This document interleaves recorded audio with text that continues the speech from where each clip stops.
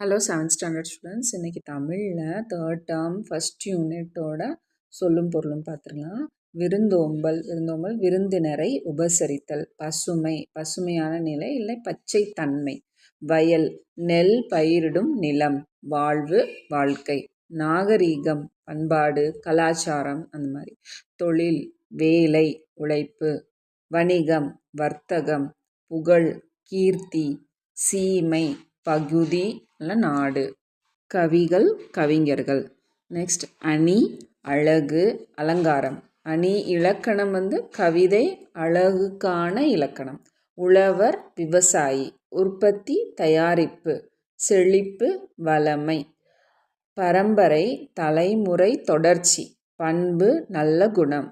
சமூகம் மக்கள் கூட்டம். பொருளாதாரம் செல்வ மேலாண்மை. மரபு பழக்க வழக்கம். இம்பார்ட்டன்ட் சொல்லும் பொருளும். தேங்க்யூ.